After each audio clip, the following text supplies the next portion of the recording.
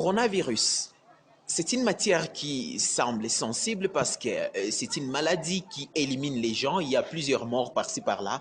En Europe, je fais allusion à l'Italie, à l'Espagne, à la France, en Asie, il y a la Chine, il y a la Corée du Sud qui perd tous ces pays perdent des gens du jour au jour. Il y a les États-Unis, il y a toujours des morts. Et en Afrique, il y a bien sûr des morts. Mais ce qui nous attriste, nous les Africains, ce qui nous rend nerveux, c'est de voir des grands messieurs se prononcer et prédire l'hécatombe en Afrique. L'Afrique jusqu'à présent est, je vais dire jusqu'à présent, il est le continent le moins touché en termes de contamination et en termes de morts enregistrées ici du coronavirus. Mais ce qui est fort marrant, nous voyons un certain Bill Gates, un certain Antonio Guterres se permettre de dire que l'Afrique doit se préparer au pire.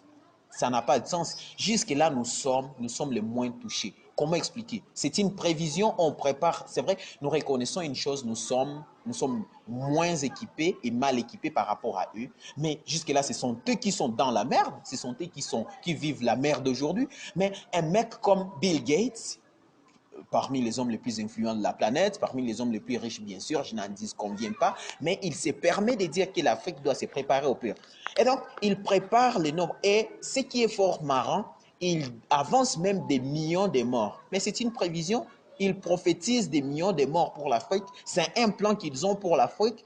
Et donc, ils préparent quelque chose se joue derrière coronavirus pour éliminer, exterminer les Africains. Et encore, ces gens montent et disent que c'est la jeunesse. Si nous voyons très bien, coronavirus élimine surtout les gens de la troisième catégorie. Troisième âge veut signifier les vieux. Mais ici, chez nous, il nous dit que coronavirus va tuer plus la jeunesse. Comment? Et donc, ils vont venir avec une nouvelle souche appropriée aux jeunes. Moi, je me dis que peut-être pour nous, Africains, ils ont prévu une façon d'éliminer leurs vieux. Bon, ça n'a pas de sens d'une certaine manière, mais on peut penser de cette façon.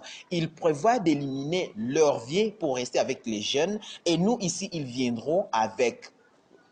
Ce n'est pas une façon de racisme, je dois préciser, mais vu leurs propos, ça nous attriste et ça nous frustre tellement. Ils viendront ici en Afrique avec une souche appropriée à nous, la jeunesse, pour nous éliminer parce que nous sommes nombreux, nous sommes jeunes en Afrique et c'est nous qui avons l'avenir du monde et l'avenir de notre continent. Et pour nous anéantir, ils veulent dire que nous, la jeunesse, nous allons disparaître avec coronavirus, alors que coronavirus tue plus en grand nombre les vieux. Ça n'a pas de sens. Et pour cela, nous, Africains, nous devons être clairs et vigilants.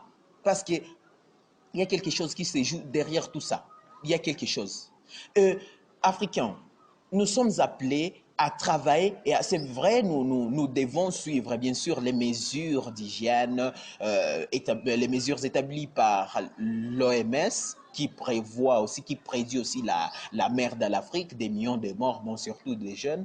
Bon, on ne sait pas, ils se basent sur quoi, et ils se disent qu'ils viendront expérimenter leurs vaccins ici en Afrique, les continents les moins touchés jusque-là, ils se disent qu'ils viendront expérimenter leurs histoires ici en Afrique. Mais pourquoi ne pas aller le faire d'abord en Italie, qui est jusqu'à présent le pays le plus touché? Pourquoi ne pas aller commencer à les faire en Espagne, aux États-Unis?